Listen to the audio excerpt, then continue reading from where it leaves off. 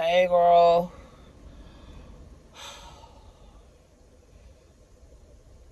Girl, I miss you too. Listen, if you haven't already and you just tuning in, you don't know what this is a car chat video. My audience loves me to be in my car pouring out my heart. So this is what we're gonna do. Um, as you can probably hear, I sound a little bit different. I'm gonna get into that. But if you haven't already, make sure that you like, comment down below, and let me know exactly where you're watching me from. Put it down below in the comments. Also, don't be afraid to comment on the topic. I really want you guys to be in the comments having the conversation, because typically when we do a car chat, it's those topics that we just need to have conversations about. So this one's gonna be you're looking at about an hour and a half of us just having a conversation, right? And the good thing about car chat videos is that it doesn't require you to look at me to kind of like see what's happening. You can just put me on, right, and go about your daily routine. If you're working, you know what I'm saying, put your headphones in. I would not recommend having the kids in the room, because I like to be able to, you know what I'm saying, have these conversations free of, you know, the shenanigans. But I wear my pajamas. I don't wear any makeup. Like, we are literally just balls to the wall world. Yes, I do. I do, girl. I am. So, I've been MIA. I went to help, or, you know, kind of be there for a really good friend of mine, my god baby's mother and grandmother. My god baby was sick and I didn't know it, and now, you know, I got this for my god baby, but I'm fighting through it. So ouch. Now wait a minute. Now hold on, girl.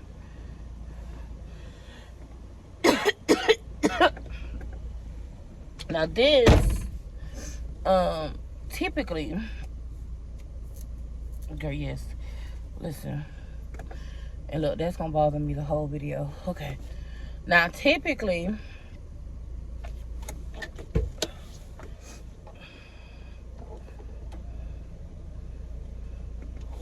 can y'all see me good? Okay, I'm gonna make sure we're in good shape. I know it's really bright over there. Okay, if I turn it to this way, is it a little bit better? Okay. What was I gonna say? Probably typically I wouldn't be here doing my car chat with me feeling this way. But that's okay. We're gonna make it. So listen, my baby gave me his cooties. But my friend told me, my sister from another mister told me to take this twice a day. So let's see. Hopefully this will help us, girl. Cause listen, girl. And look, tell me why I got so much work due today. Before the 15th, I have so much work due. So, okay, trigger warning really quick. We're going to talk about our feelings. We're going to talk about emotional distress. We're going to talk about unpopular opinions. I'm going to give you guys an update on my PCOS. I'm going to give you guys an update on my dad, the narcissist. We're going to get into some things. So you're looking at about an hour and a half of just trigger warning, okay? I don't want to trigger you. I never want to do that, but okay, so I'm putting some lemonade. Now, you probably supposed to take this with water. My friend says that she just doesn't put that much water in there, but puts this in there and takes it like a shot. But I'm gonna, oh man, I need a straw.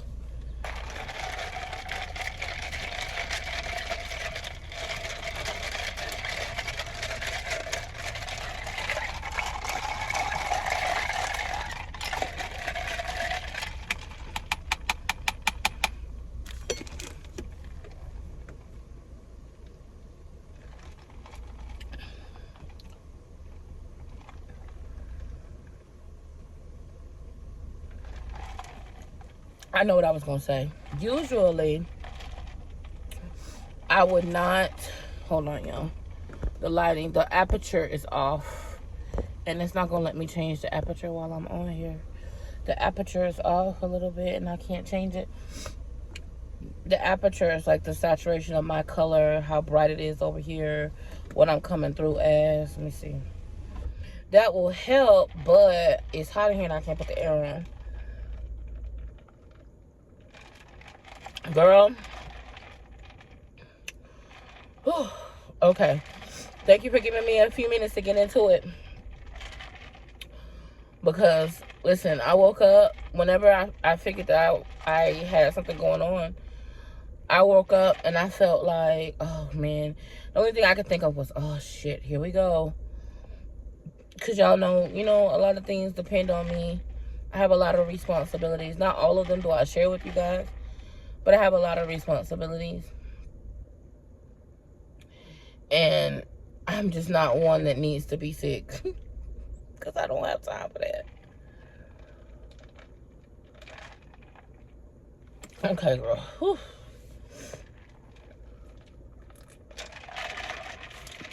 Y'all may have to blow my nose. Let's just... Okay, so good thing. Let's get the good news is this.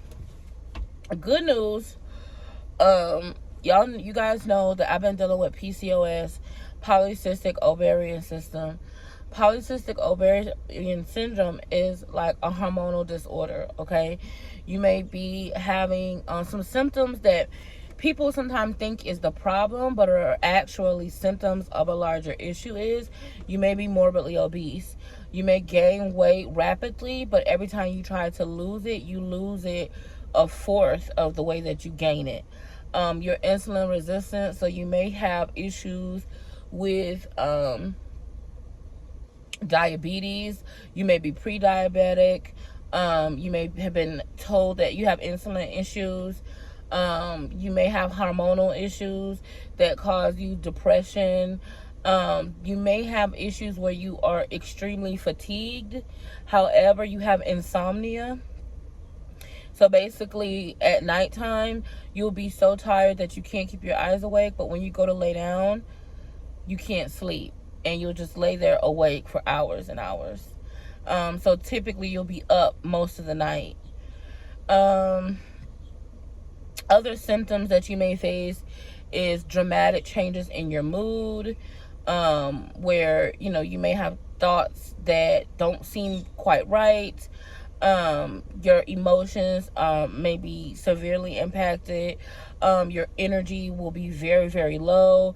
You will have iron issues, so you may crave ice. These are all possible issues that come from polycystic ovarian syndrome. Also, you may have fertility issues.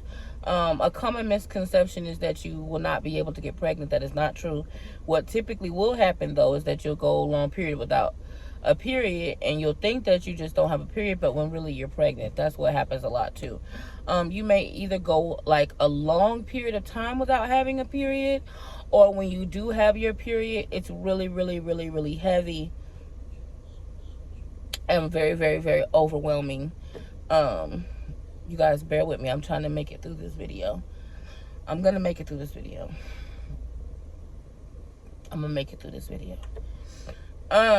But anyway, so your period may be very, very, very, very, very, very, very, very heavy. Very heavy.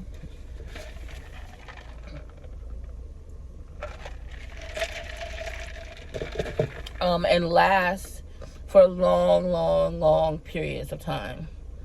And you may have a lot of clotting. But there are a lot of issues. You may also have increased androgens. This is getting worse than I thought it would be, but I'm gonna hang in there. You may have increased androgens. You may have increased testosterone. So you may have a lot of hair, like a overgrowth of hair on your face. You may also have really bad acne and acne scarring, and you also may have hair loss around this part, or like at the very top, the crown of your head. You may notice that you have a lot of hair loss here or in the front You may have HS. Is it hyperactive? I can't think of how to pronounce it, but basically where you get like sores and wounds, like boils and bumps. You may have that as well. That may come along with the PCOS. So these are all things that were told to me by a physician that could be signs of PCOS. A lot of people, when I talk about PCOS, they ask me like, hey, what's PCOS, and what's the signs and signals and things of the PCOS, and that's what it is. Okay.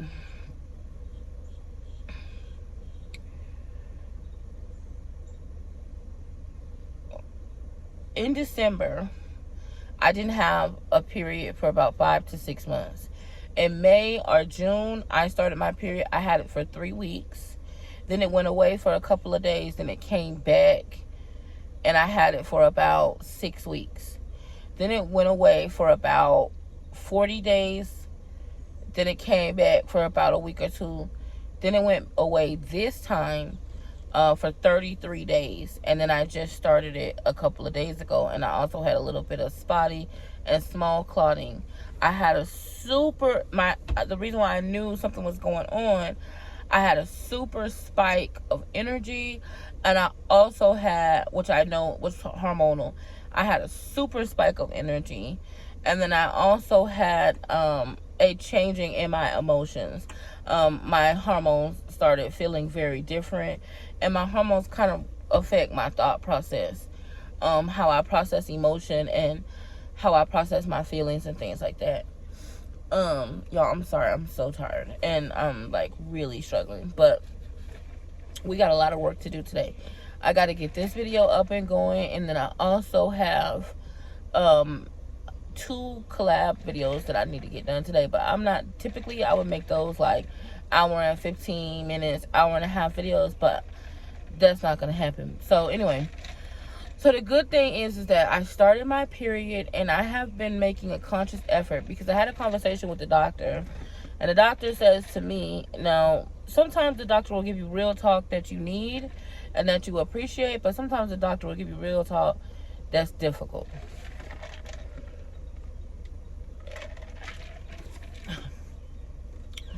So the doctor says, so I was having a conversation with the doctor, and the doctor says to me 2 things. Number 1, weight loss is not impossible with PCOS. However, it is going to be more difficult, but it's still possible, meaning that there is a certain percentage of my weight that I'm responsible for.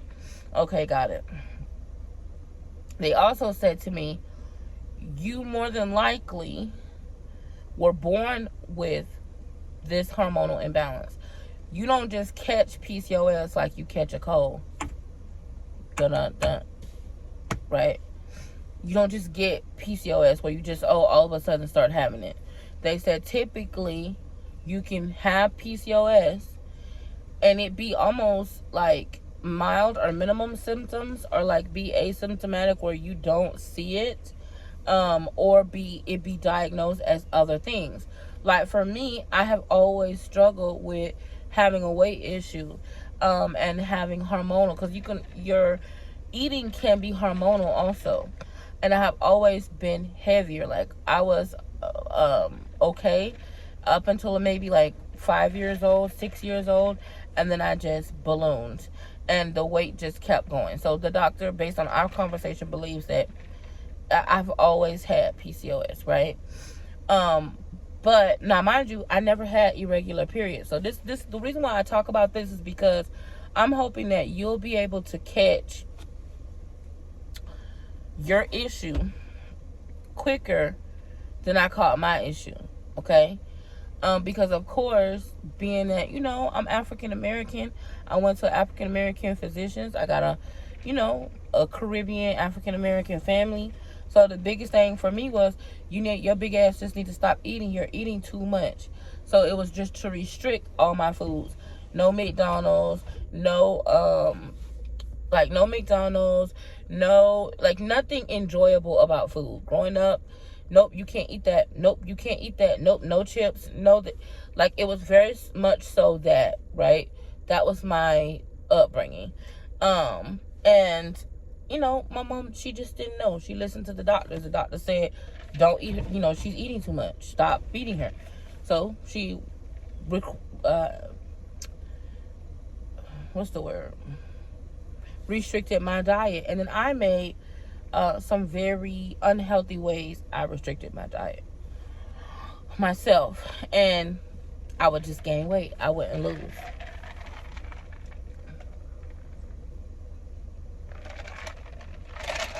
Ugh. This don't taste bad. It's just different. I think with this lemonade with it, it don't taste that bad, but oh, y'all, I am struggling. Okay, so anyway, this PCOS stuff is important because it's somebody right now that has PCOS that's watching me, that's beating themselves upside the head because they think that they just fat and lazy and not able to lose the weight. And so this is the thing with PCOS, y'all. When you eat right, you're not gonna lose a whole lot of weight. You'll lose it slowly, but you're gonna stay the same weight or not lose a whole bunch of weight. When you have PCOS and you start eating right? It's gonna take a long time of consistency with your calorie restriction for your weight to really come off if you have PCOS. But the bad part of it is that it's only gonna take 2 French fries for your big ass to balloon up to 100 pounds. I'm talking about myself, not you. So this is how you will feel about yourself. So what I want you to do is not think about it. Think about wellness and think about the concepts of wellness and being your optimal self.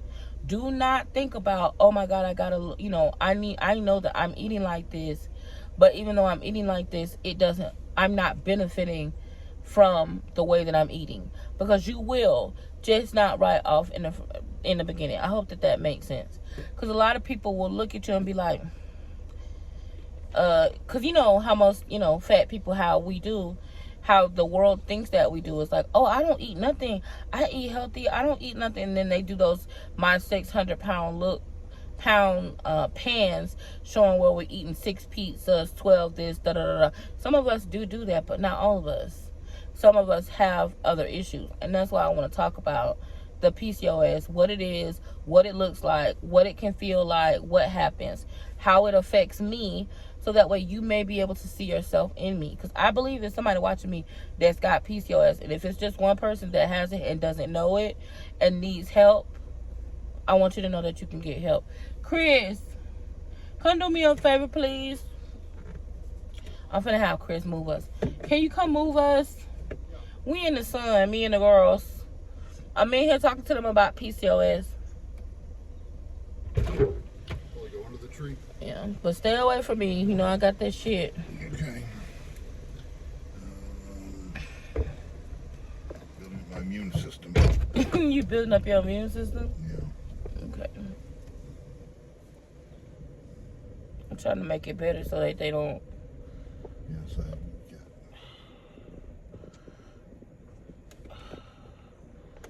maybe I should turn it around, put you in other direction so you're out of the sun. The sun will be on this side instead of that side. Okay. But yeah, I can't stop the recording because I'm just gonna do like a direct upload. And if I stop it and redo it, it's gonna be too much work. Yeah.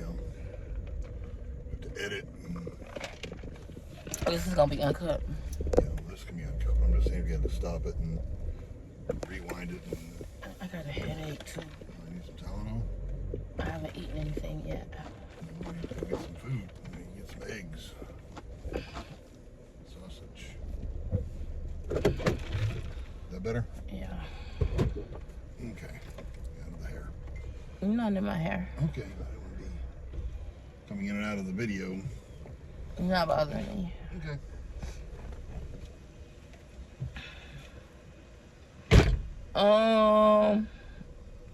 guess we'll just let it go.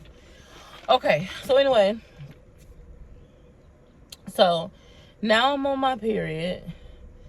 On top of being on my period, I got this to deal with, but I'm gonna be all right. But I'm happy that I'm on my period because it lets me know that things are getting better. Now, when this is what I want to tell you guys about. When I talked to the doctor and I was saying to them, like, hey, this, they told me two things. Number one, I didn't just catch PCOS like I caught a cold. And number two, what's the word she used? PCOS can have chronic implications. Chronic meaning that if you have an issue that's chronic, there are things that you can do that impact it. Meaning my behavior can make it better or it can make it worse. So that means that I'm going to have to eat a certain way independent of whether or not I see results on the scale. Meaning, I can't just go on a diet for a month, only lose 2 pounds and be like, F it, I'm just going to go eat what I want. Because I'm going to be honest, you guys, that's what happens to me. I go on a strict calorie restrictive diet, I'm probably good for about, I could do 90 days. Really good. And I may lose, within that 90 days, I may lose about 8 to 10 pounds if I'm really good. Well, let me not say that, that's wrong. If I'm really my PCOS is not PCOSing, 15 pounds in that 90 days. For a person in my weight range, I should make one quick change and within a week drop 20 pounds. That's my expectation. However, that's not what happens. I will eat clean eating, okay? And gravely restrict my diet, and I may lose 15 pounds. But then that's 3 months worth of work. But then in a week, I'll have a binge and say I'm going to eat. And my version of a binge is I'm going to go to Pizza Hut and get a pizza. I'm going to eat a whole pizza. Then after I eat it, I get very sick because I have a gallbladder issue as well. And I can't eat a lot of things. So I'm going to get very sick from my gallbladder. Which may be a stomach ache, maybe nausea, vomiting, maybe diarrhea. Not IBS, but gallbladder. So that's going to be severely impacted by that. And then I'm going to gain that 15 pounds plus 10 more pounds in a short period of time. That's how dramatic, that's what will happen with PCOS, okay? So you're going to be packing on, but you don't take off in the same speed. So you got to be real careful. And it's going to be not your fault, but it's going to be influenced. Your experience with PCOS is influenced by your behavior. My experience with my PCOS is definitely influenced by my behavior. There's a certain part of it that I can help, and there's a certain part that I can't. And I got to do the part that I can help. Meaning, I can't be having that kind of behavior. The third thing is, so that's I have to have a behavior modification, meaning that I have to stay consistently with my wellness journey, regardless of whether I see immediate impact on the scale. This is what the doctor says, okay? The next thing is I have to manage my stress, because my stress hormonally is not the same as a normal endocrinal system, y'all. I'm trying to repeat what they saying. Y'all know I'm ghetto, so it's gonna be all messed up. But my endocrine, where my nurses at? Can y'all put it down below in the comments what I'm trying to say? Endocrine system is not normal. My hormones are not normal. Thus, my stress will impact the way that my hormones act way more than others, okay? That's what she said. Meaning that I have to manage my stress. I said, oh yeah, that sounds great. I'm not going to, listen, I laughed in her face. I'm going to have to manage my stress. Do you know, first of all, I'm a worry wart. I worry about everything. And I'm not even going to get into it. Anyway, that's what I was told. I'm going to have behavioral modifications with my stress management, what I eat, the times that I eat, my exercise. Everything has to be different, y'all. So I have implemented some changes. And the good news is that 33 days without a period is way better than what I was averaging before. I also can feel my hormones getting better. So I still have the effects of PCOS, things that I didn't know. Like, I didn't have any idea that me not being able to sleep at night was a hormonal issue. I didn't know. I just got used to being exhausted during the day, but not being able to sleep at night. Y'all, it is miserable. But we not about to be like, oh, woe is me. Because, bitch, no matter what we go through, we're going to make it. We're going to do the best we got with what we have. No matter what we're faced with. No matter what is... Y'all, listen. I'm not going to give y'all, oh, woe is me type stories because no one cares. No one's coming to save me, and no one cares. I got problems. Everybody got problems. I'm sick. Everybody got sick. It's people that's got sick, that's sick. They got sick kids. They got all kinds of problems. So I'm not about to sit up here and be no, oh, woe is me. But I'm just letting you guys know this is something that I'm dealing with. And it really makes things difficult for me. But I have to work past that. Speaking of a lack of empathy, let's talk about what you guys came to talk about. Let's talk about triggering family members. Let's talk about my dad, the narcissist. So, now that I gave y'all a little bit of update of what I'm dealing with physically. But it's a positive, okay? We got our period. We are happy about having our period. That means our period is being consistent. That means our hormones are getting better. That means I'm feeling better. I'm doing better at managing my stress. I'm still stressed out because financially, you guys, my finances right now are on the mend. They are getting better. But you know, like me going 2 months without being able to work consistently, then trying to go back to work, coming back off of that Houston trip where I had to spend a lot more money than I should have. My finances are getting back on track. I'm going to say that because I was told I got to watch my mouth and what I say. My finances are getting back on track. But y'all know I'm an independent person. I do YouTube and content creation. That's my business. And I work my business full time. When I'm sick and I can't work, I can't make money. So, gotta make the money, girl. But anyway, it's getting better. Let's talk about my dad, the narcissist. So, after this video that I posted, the last video, I called my brother. Well, we're gonna start with my brother. Y'all say, hey, Biggs.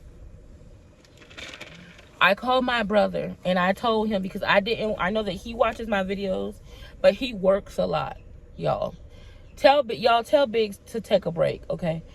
Biggs works sometimes 12 to 14 hours a day. So by the time he gets to my video, it's a couple of days later. And I didn't want him to get any surprises. So I messaged him and I said, hey, can you got a minute? He said, yeah, I'm wrapping up a meeting. Call me. So I called him, waited on him to finish his meeting. And then I said, listen, did you see my most recent video? He was like, no, let me go look at the comments. So apparently he gets in the comments first before he watches the damn video. Anyway.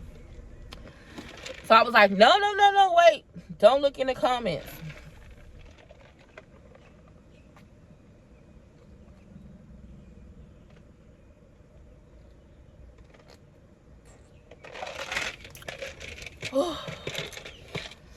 I was like, no, wait. Don't look in the comments.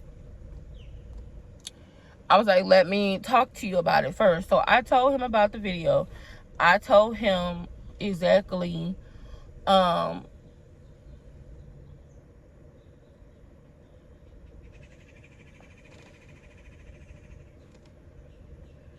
did y'all hear that? The hell kind of bird is that? So anyway, I told him what I said, what the subject of the video was about, whatever. And I told him how I felt about him telling me that my dad has other children in Jamaica. And I didn't know about it. And it really, really hurt me. And he says he didn't know two things. Number one, he didn't know that I didn't know. And number two, he didn't know that it hurt my feelings. He said he never would have laughed or continued to say, you know, kind of blow things off the way that he did had he known that it really impacted me or that I really took it harshly. And his way of dealing with it is to laugh it off. That's the differences in our personality. However, he didn't know that hurt me. He has agreed, Biggs has agreed to go with me. So him and I are going to go and talk to my dad in person. So I'm going to keep you guys posted with that. I don't know if I'm going to be able to record that. I don't know what that's going to be like. More than likely, I'll be able to record, but I'm not 100% sure. Y'all know how things are. Y'all know, okay? I have a real Caribbean family, okay? Very Jamaican family. So, if you know, you know. Another thing that happened shortly after I had the conversation with Biggs, y'all's favorite guy called me back again. My dad called me again. This time, I knew it was him, and I did answer the phone. The little girl in me picked up the phone. So, the adult Joy is in front of you, right? But the little girl in me wanted, I don't know. I picked up the phone. There's no excuse. I don't know what to say. I picked up the phone, okay? So my dad gets on the phone. Hey, baby. Hey, daddy. Woo, shit. Y'all was a bird. Shoo. See, that scares me. Get away. So my dad picks up the phone. And, hey, baby, hey, dad. Okay. So we start off having the conversation. And we start off talking.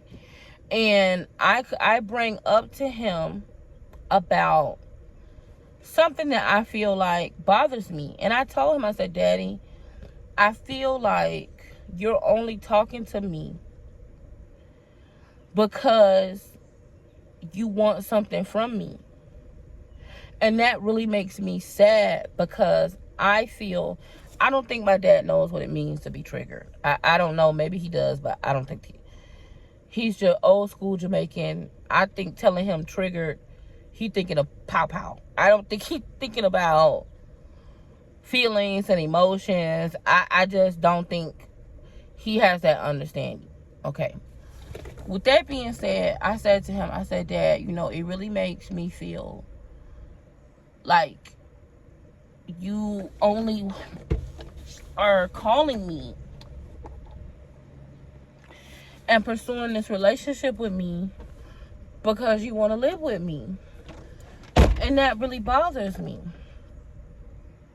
Y'all, why does my daddy proceed to tell me, no, that's not true. I've been trying to reach out to you for years.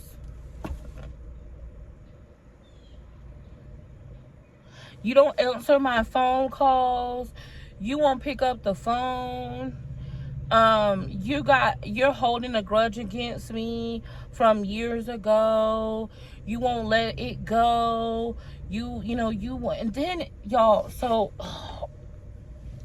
then he proceeds to talk about, we gotta move on. We need to move on from that. That was in the past. You're holding things from the past. We got to move on.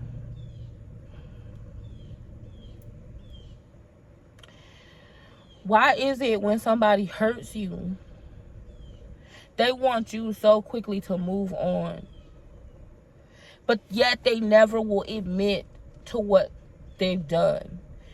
The part that's hurting me, and I can see that this is a constant, like, in my life, and I think that this is why I've been having some issues with some other things too in my life. Number one, I'm noticing that I have been attracting a lot of narcissists in my life.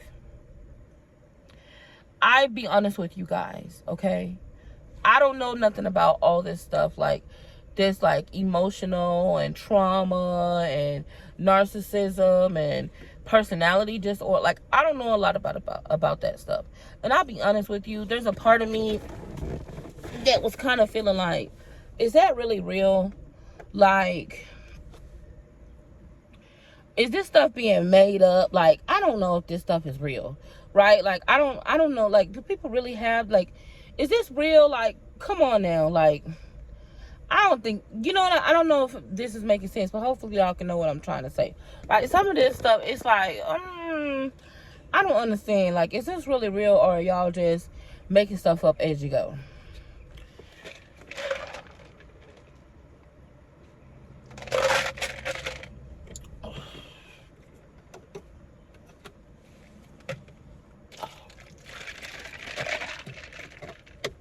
So, the fact that my dad, now that someone's telling me, okay, your dad sounds like a narcissist, and now that I'm looking at some of the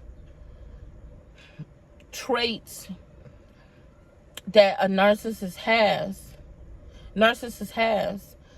I'm like, oh my God, this is a lot of the people that have hurt me, that I've been loving, and that, y'all, now listen, y'all, I'm just gonna be honest. Let's just keep it real.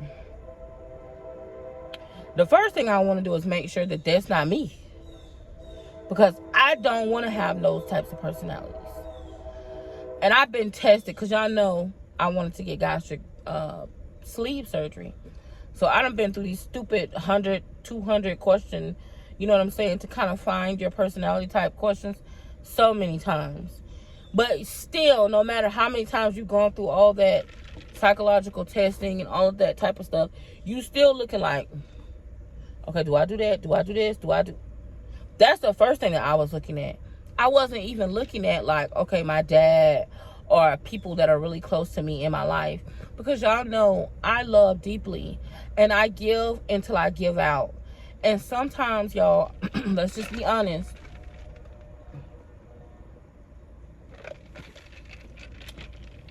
my insecurities are when it comes to people.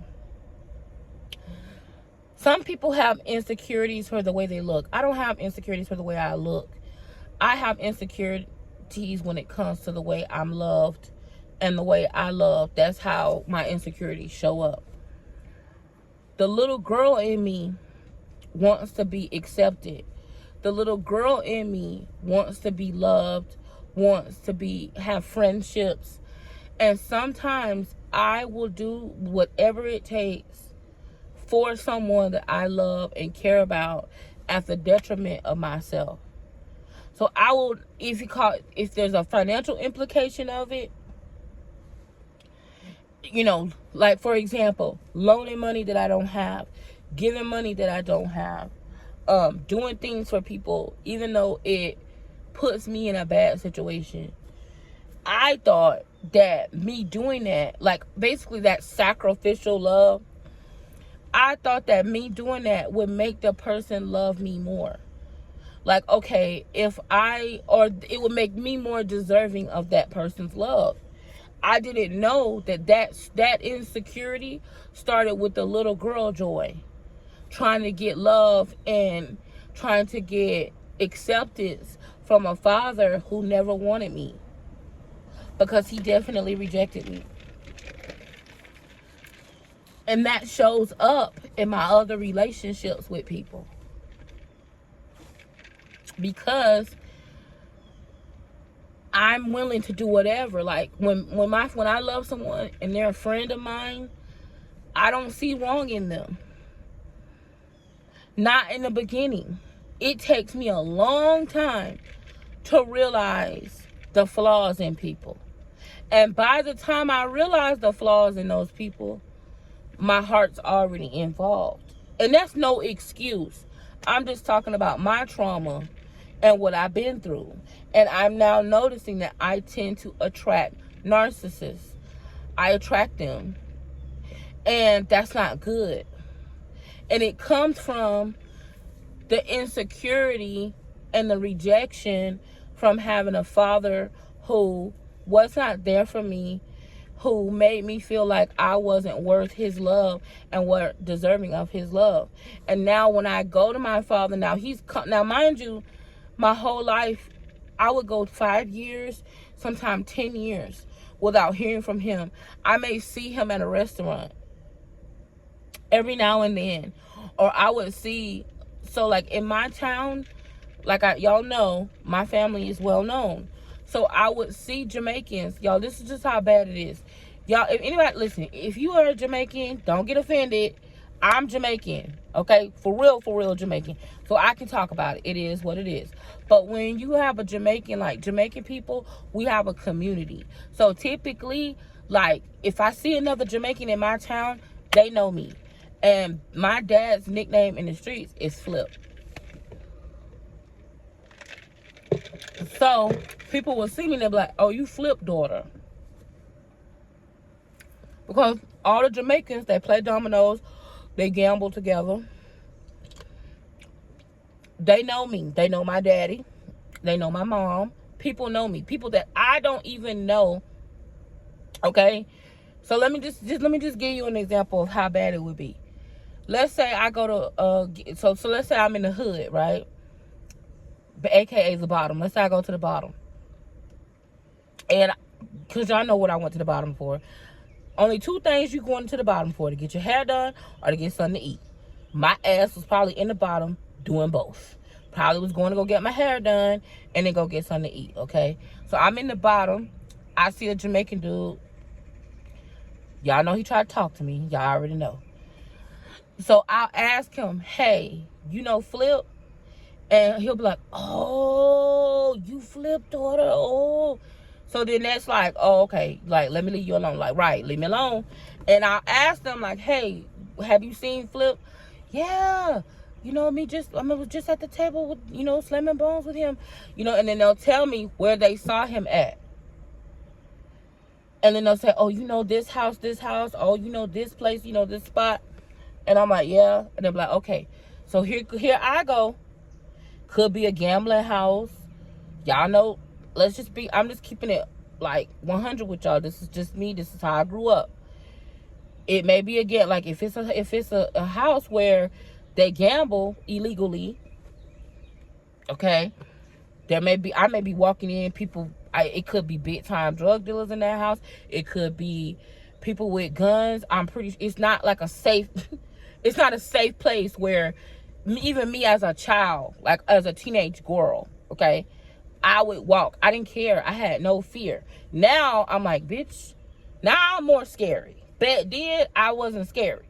So I'm walking into, because I done seen this man, I was in the bottom, get my hair, going to the hair store off Kathleen, getting me some hair, then going across the street to the fish place to get me a fish sandwich.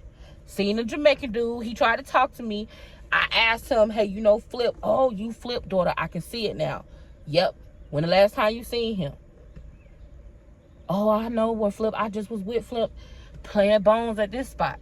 So here I go, 17, 18, 19. I'm finna go find my daddy. Now, mind you, this would happen like every 10 years, okay? Like maybe every 5 years, every 10 years. Something similar to this would happen. So here I go, carrying my ass up here to the bottom, looking for my daddy. I'm going into this house. You got dudes outside, you know, shooting dice, whatever. Women, men, whatever. Here I go, hey, no fear. Knowing I was in a very dangerous place, because in my town, I don't know what they do where you at, but when Jamaicans get to gambling, It's pistols involved, somebody could get shot. Okay?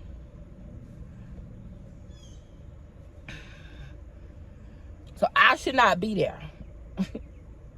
As an overdeveloped little girl, but I have no fear. So I don't went over there. So I'm like, hey, is Flip here? And then I just tell him, oh, I'm Flip. Oh, you Flip daughter? Yeah, is Flip here? Oh no, I haven't seen him. He ain't been here this week. And I'm like, well, can you tell him his daughter's looking for him? Yeah, me let him know. And that's that I would leave. And then maybe a week or two later, my dad would come to the house. This is how I would, through my life, every 10 years or so, when I would get that feeling like, oh, I need to go find my dad. I need to get closure. I need to talk to him about, that's how I would find him. I wouldn't have an updated phone number. I wouldn't know where he lived at the time. I would literally be going to a gambling spot trying to find my damn daddy with a bunch of Jamaicans and guns. Okay? Hey, you seen Flip? That would be, because like I said, all Jamaicans know each other in my town. Like, it's a community of Jamaicans. They know each other. They got nicknames. You ask them, oh, I'm this one's daughter. Oh, okay, yeah, I know your daddy. I seen him. And then 9 times out of 10, the places that I would go, he was either just there or sometimes he would be there. But most of the times he would have been, oh, I ain't seen him this week, or I seen him next week, or I let him know. And then within a couple of weeks, my daddy be done came by my house, or he'll come find me. That was literally, it was like putting out a distress call for him would be how I would find him. Every 10 years or so, or every 5 years or so. Like, it wouldn't be consistent, right? So now, when I done gave up on it, I finally just, the last time I saw him before this time that he started calling me, before my mom died, the last time that I saw him, I told him how I felt. I had, told him, like, I love you, whatever, went away. I didn't tell him, like, my sadness, depression, that part, no. But after that, after I saw him, I said, you know what? This is ridiculous. Like, I'm not finna be running into random Jamaicans in my town asking them have they seen my daddy to get my daddy to come see me. Like, I'm not gonna do it. And I think that's why right now I have such an aversion to chasing after men. Like, that's one thing about me. You won't see me being Nikki Parker after a man.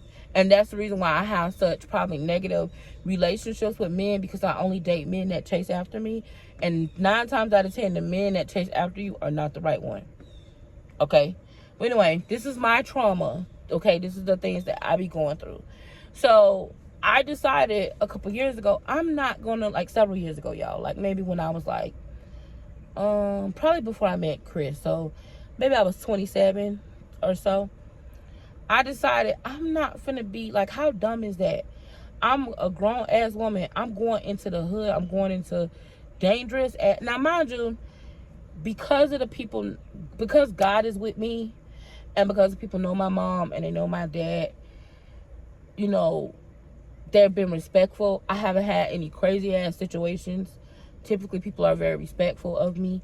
But it still is not safe for me to be walking around in places where they gambling with pistols and Jamaicans and dominoes and cards and being like, hey, y'all see my daddy, every time I want to, like, have a come to Jesus meeting with my daddy. So I decided the last time that I did it, nothing bad happened to me or anything. I just got in my car. I did find him. I went looking for him, and I found him at this yellow house that was on the corner down past 10th Street. And I found him because I had went and I saw a Jamaican guy at the gas station. And he tried to talk to me. And I said, hey, you know Flip? And he was like, no. I said, yes, you do. You know Flip? I said, you know Lewis? Flip? He said, oh, yeah. I said, and he said, I said, yeah, I'm his daughter. I said, when the last time you seen him?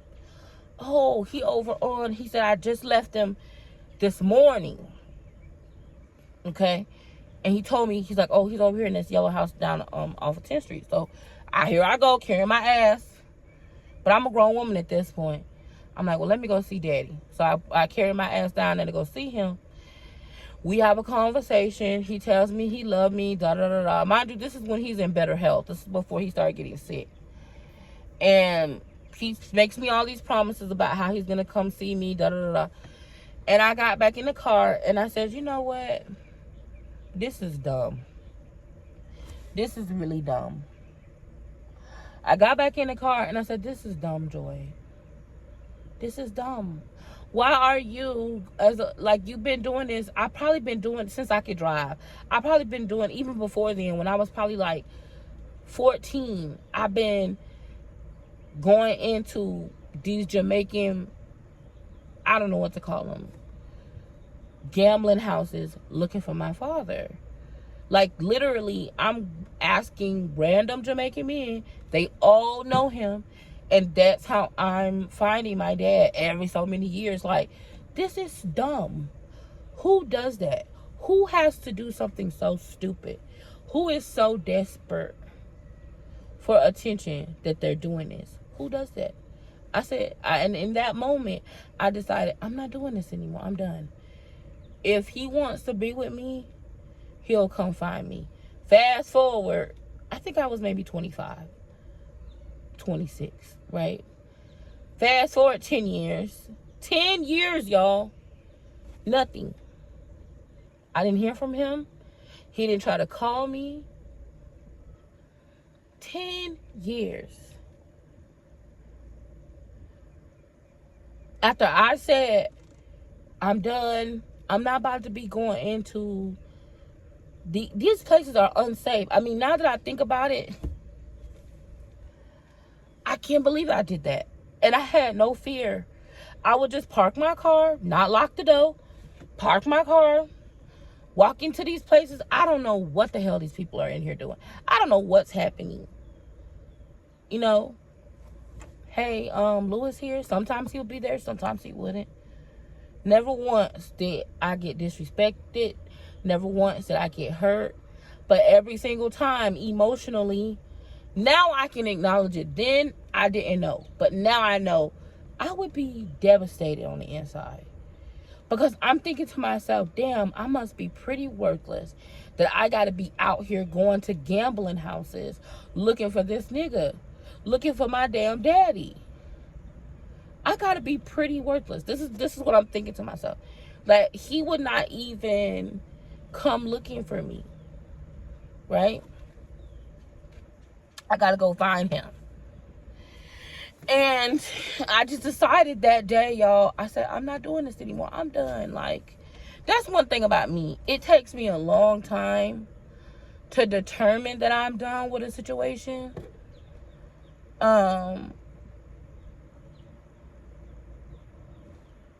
But once I determine that I'm done, I don't go back on that. Like, once I make up in my mind, you know what? This is it. I'm done. That's it. And I know some people will be like, oh, you're so dumb. Yep, I am. I'm a dummy. I'm a big dummy. And from time to time, like my mama used to say, a hard head makes a soft ass. It takes me a long time to realize that people are not really there for me, or that people are not the right people for me. It takes me a long time to acknowledge and realize that. But when I do, I will never go back on it. So I decided, I'm not finna be chasing after you, daddy. You're my dad. And this is the situation. This is what it is. I wrote him a letter. I burned the letter. Because I said I was not finna chase for him. I don't have his address. I don't have his phone number. Every phone number I get, he changes it. Doesn't think to come by and give me the new one. Like, why am I chasing after you? I can't. And I'm just not gonna keep chasing after you. You make me a whole bunch of promises. Oh yeah,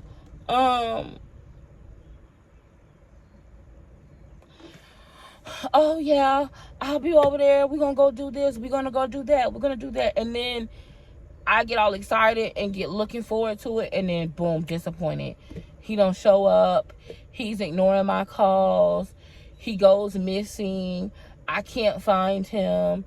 I'm going in, literally for days and months. Now I'm all re-triggered, re-traumatized, hurting, crying, depressed, down and out, dealing with the same bullshit all over again. When it took me, I don't know, years to get out of that, like, daddy issues funk. And now here I go right back into the same thing all over again. I decided in that moment, I'm done. Like, I'm done. At that point, I had been chasing him 25, 26 years. Literally, I've been chasing my daddy all through town, trying to find him, for him to tell me, oh, I love you. You're the best thing that ever happened to me. Oh, let me see about you. Yeah, I'm coming. Let's go out to eat. Let's go on vacation. Y'all, I've had my daddy tell me, yep, you know what? Meet me next Wednesday. Get ready. I'm going to take you on vacation. I want to take you out of town. Get ready. Get your clothes together.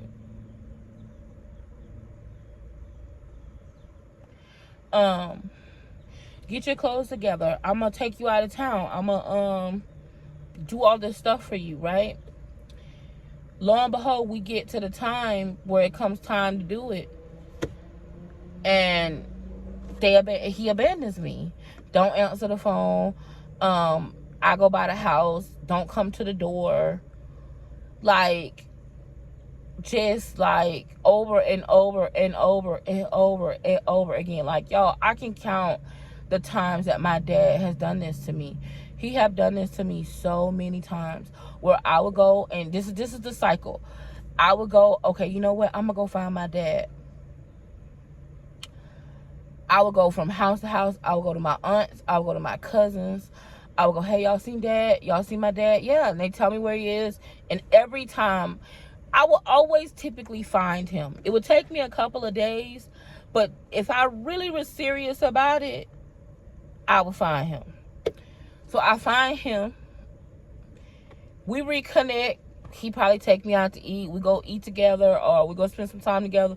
We probably spend the whole day. And then I'm like, hey, and then he'll always, it never fails, make me some big grandiose promise. Oh, we're going to change this. I'm sorry for the past. Let's move on from that. Let's be together. We're going to be a family. Right? Bullshit, bullshit, bullshit, bullshit, bullshit. Gaslight, gaslight, gaslight, gaslight. And my dumb ass, I'm like, yes, yes, yes. Let's do it. Let's do it. Let's do it. So, okay, Wednesday, be ready. 11 o'clock, we're going to go. Let's go spend the day together. Let's go on vacation. Okay, Daddy, I'll be ready. I move my whole life around. I'm getting ready. Daddy going to take me to go do this. Time come, I'm calling the number. I'm calling. No answer. And I'm still got hope. That's okay. The phone just dead. I'm calling. Never once did he come to me and say, hey, Joy, I'm not going. Or, you know what, I can't make it. He just wouldn't answer. And then I just wouldn't see him anymore. Until I went looking for him again. I was done with that. So fast forward now, my daddy keep calling me every other minute, every other week, and pursuing me like a crazy person. It's like re-victimizing me over and over again. It's almost like every time I talk to him, I'm 8 years old again. I'm 15 years old again. I'm done. And I told him this time when he called, like we're on the phone, and he's telling me, we got to just go past that. It was in the past. It was in the past. Just forget. Why won't you just let the past go? But I don't understand why he can be so dismissive. That's the part that hurts me. It's like, you did something that hurts me. And I feel like people are so dismissive of you and your feelings when they do hurtful things. And then they just have this expectation that you're just going to overlook everything that they did that was hurtful. That it doesn't really mean anything. Oh, they didn't. They can just come and say, oh, I'm sorry, I didn't mean that. Give you a reasoning for, and then they look at you like you're the crazy one because you're emotionally affected by something that they did.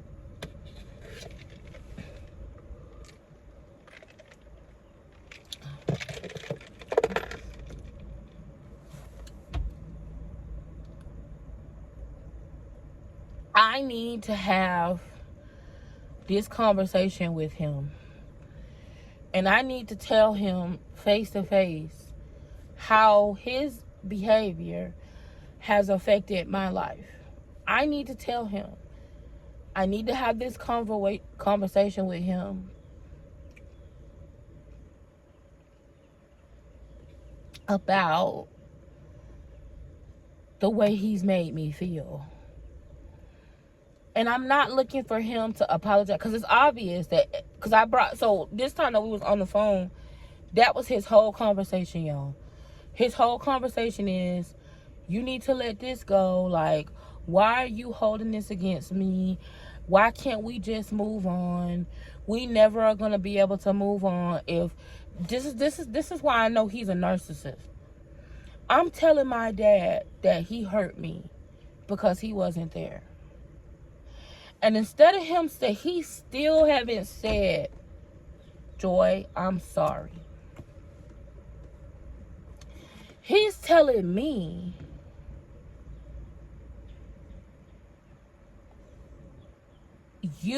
this is my dad telling me, you need to let this go.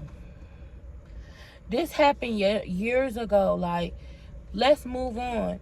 He's telling me the reason why we don't have a relationship is because I won't let it go. Because I'm holding this against him. And I'm just like, now there's a part of me, my first reaction is like, well, maybe he's right. I'm 35. This is old stuff. Maybe he's right. I do need to let it go. I'm holding on to it, and I need to let it go. I hold a grudge. I do. I need to let it go. But it's kind of hard when something like this, my dad issues with my dad has affected all of my other relationships, my friendships. Now I'm seeing that I'm attracting people in my life that are narcissistic. And I'm asking them to have empathy for me. They can't have empathy for me because it's not in them to have empathy, because they're narcissists. When someone is narcissistic, they can't see your situation. And when you do tell them that something that they've done is hurting you, or when you do tell them something someone else has done is hurting you, they're going to gaslight you and dismiss your feeling. The first thing they're going to do is try to dismiss your feeling. They will not address how you feel. They're not going to apologize and say, I'm sorry I made you feel this way. If they do, they'll come back later and do it in a way to gain control. But when you're telling them, hey, this is something that hurts my feelings, another thing they'll do is try to go, like, have a conversation with somebody else, like, oh, do you think I should be a better dad? Do you think that, so my dad tries to go to my brother. This is called flying monkeys. Y'all got to look it up, what a flying monkey is. But this is basically, they'll try to go to another person and recruit that person. So he'll try to go to my brother and be like, your sister she's holding on to all this old stuff. She won't forgive me, da da da da, blah, blah, blah. Look it up, not being a narcissist, and how they'll try to, go to another person. They know what they did is wrong. They know they wrong. They don't need nobody else to tell them what they did is wrong. My daddy know he wrong. I'm the daughter. He was wrong. I chose to stop chasing after him. And that's why now, even in my personal life, it re-triggers me. It re-traumatizes me. And I got to realize that these things that are traumatizing me over and over again, I got to let all of this stuff go. Y'all, it's so much stuff that I got to unpack in order for me to grow and be a better person. But one thing I do know, because y'all know I'm jacked up. Like, I've been jacked up, okay? Jacked up. And I'm not perfect, but I'm going to work through those issues. And not only am I going to work through those issues, I'm going to take accountability for my portion of whatever I've done in those issues and make it better. But I got to unpack all this stuff. This is a lot. And it did hurt me. I'm not going to sit up here in front. it more 100% hurts me to know that my dad is not taking accountability for what he's done before. He's getting his flying monkeys. He's doing what a narcissist does, telling me it's my fault that we can't move on, that we would have such a beautiful relationship if I would just let it go. But I told him, you know what, Dad, let me have some time. So I didn't get into a confrontation with him, and I'm proud of myself because I never would be disrespectful to him just because he's my dad. But I also don't have to stand around and be beat up either, right?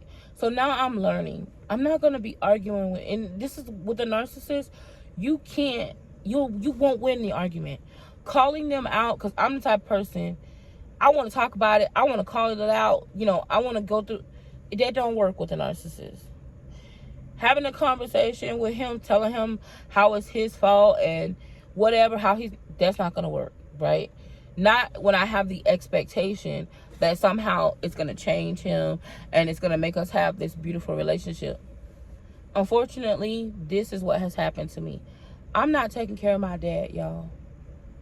I'm not. And I'm not going to keep working and pouring into something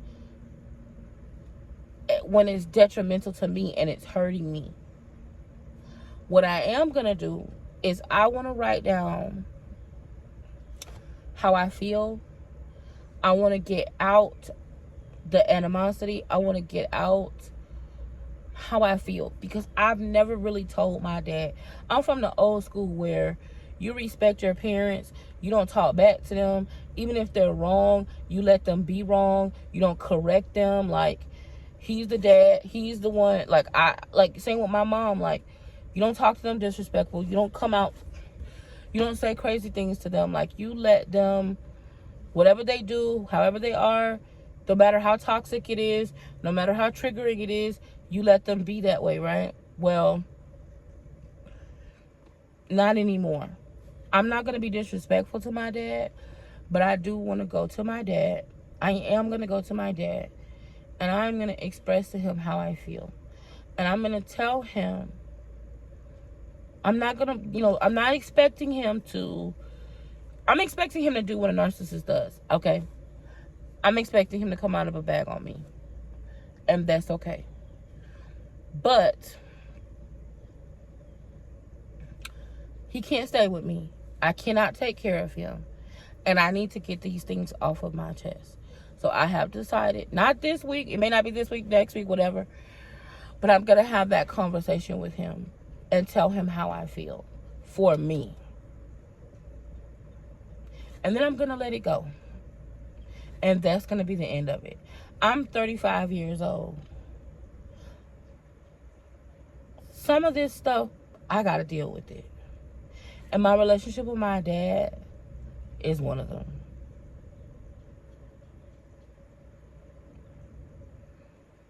He made me feel like he never really loved me. Like, in order for me to be accepting of his love, I had to do these things for him. And because I felt like that about him, I did that with all of my relationships. All of my relationships, I felt like it's only what I do for you will make it to where that's how you'll love me. I gotta work to gain your love. That ends today. Okay? So, let me say this. You cannot love someone if loving them hurts you. You can't love someone, even if it's a family member, until the place that loving you or loving them hurts you. Protect your peace. This is my way of protecting my peace. I have never protected my peace in my life. I didn't know that it was something that I could have control over. I didn't know that I could protect my peace. I didn't know how to. I thought that I've just learned, though, within the last 3 to 4 months, it doesn't matter what you do for people. They don't remember it. Doesn't matter how you talk to them, how you've poured into them. It doesn't matter the sacrifices that you've made for them. They don't care. They won't remember. So you might as well protect your peace. Protect yourself. This is me protecting myself. I think somewhere along the way, I maybe have built an armor. My fat could be a part of my armor. To help me to not be hurt and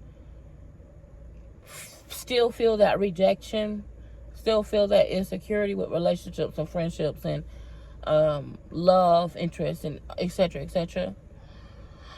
But finally, for the first time in my life, I'm really going to deal with this daddy issue thing. And I'm going to put it behind me. It's not going to be hard. I mean, it's not going to be easy. It's going to be hard. Because, like I said, even after coming on here and talking to y'all, and I know that my daddy only wants me to take care of him. This is not real. He don't really love me. I don't know that he has the capacity to really love me. I don't know. But I know that I have to have the capacity to love me. Self-preservation. And in preserving myself, I love you, Daddy, but I'm not going to be able to be to you who you expect me to be. Not when loving you is going to destroy me. I can't do that. And he gonna be, I just have to know he's probably gonna call my brother and tell on me.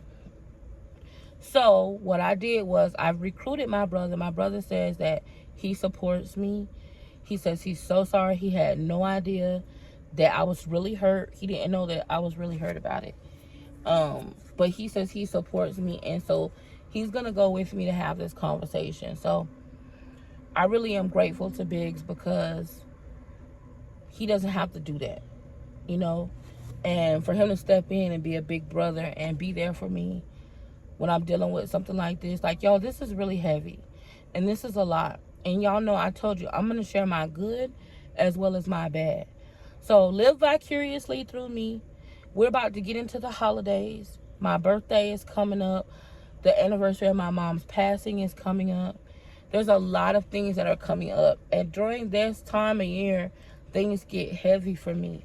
And some of my worst decisions, like, for example, my house burned down October the 15th, I believe it was, 2015 was the day that my house burned down.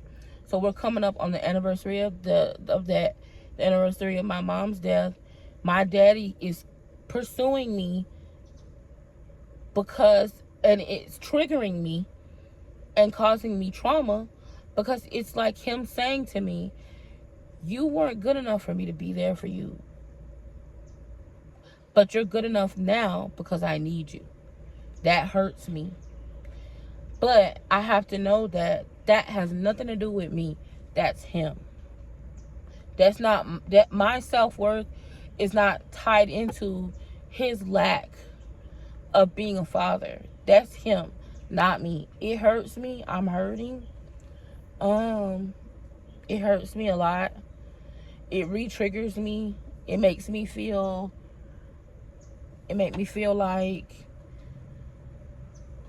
I'm 15, I'm 10, I'm 8. It made me feel like that all over again.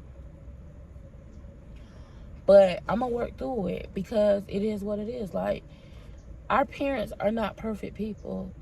But at the same time, we're not responsible for that. And I'm not going to sit here and accept that on top of all this other stuff, like piling on top of me, like, it feels like 1,000 pounds, right? That could be also why my immune system is suppressing. Now, look, I'm effed up, y'all. I got that ish, but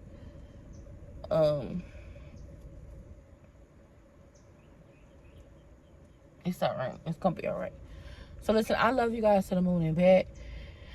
If you're dealing with narcissistic loved ones, or you got a chaotic coochie,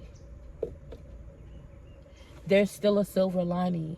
I want y'all to see, like, even with all of this that's going on with me right now, we still gonna win.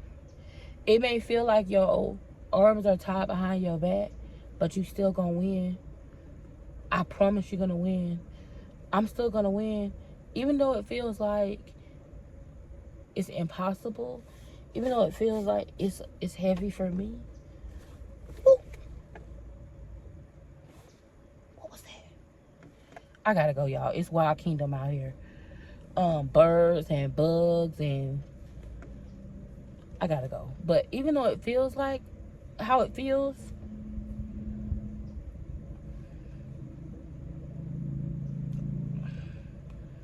we still gonna win. Okay? I love y'all. I'm out.